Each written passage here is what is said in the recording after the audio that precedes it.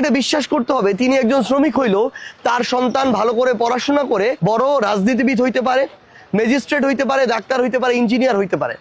আমাদের এই চক্রটা এই কারণেই ভাঙতে হবে, কারণটা হচ্ছে আমাদের এই শ্রমিক ভাইদেরকে প্রত্যেক দিন 400, 500, 600, 700 টাকা দিয়ে তাদের একটা চক্রের মধ্যে ঢুকায় রাখা হয়। তারা সকালে ঘুম থেকে উঠে আসে, কাজ করে, সারাদিন কাজ শেষ করে এই টাকাটা পায়, পাওয়ার পরে একটু আড্ডা দেয়, গল্প করে, খাওয়া দাওয়া করে, আবার ঘুমায়, আবার একই কাজ। মাথায় কারো কারো ঋণের চাপ, মাথায় কারো কারো পরিবারের বিভিন্ন ধরনের টানাপোড়েনের চাপ।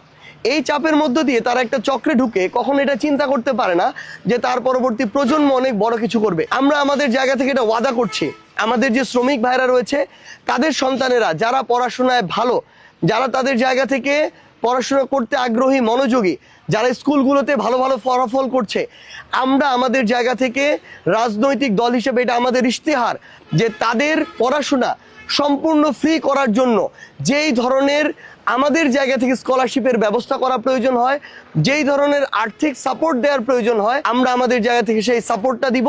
এটা আমাদের একটা ইশতেহার।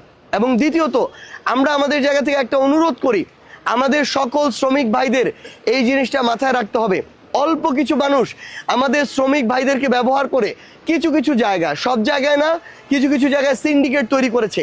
দেখা যায় আমার শ্রমিক ভাই বেতন পায় যেখানে 500 টাকা, সেখান থেকে 10-20 টাকা কেটে নিয়ে অল্প কয়েকজন মানুষ লক্ষ লক্ষ টাকা আত্মসাৎ করেছে।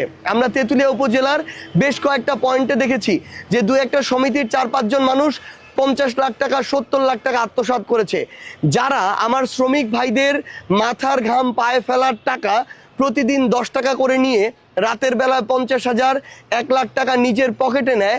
আমরা মনে করি তারা শ্রমিকের রক্ত শোষণ করে।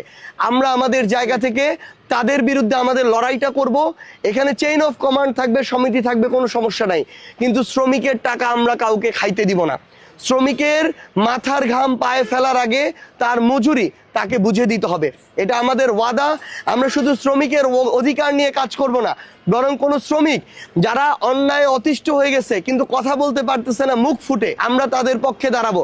আমরা সকল রক্তচোষা সিন্ডিকেটকে ভাঙবো এবং আমরা আমাদের জায়গা থেকে স্পষ্ট করে একটা কথা বলি, সকল শ্রমিককে সাথে নিয়ে পঞ্চগড়ের হাজার হাজার শ্রমিক তাদের পরবর্তী প্রজন্মর শিক্ষা, চিকিৎসা, কর্মসংস্থান এবং দুর্নীতিমুক্ত যেন একটা পঞ্চগড় পায়, এটা নিশ্চিত করার জন্য আমরা তাদেরকে নিয়ে একসাথে লড়াই করব। এটাই আমাদের ইশতেহার।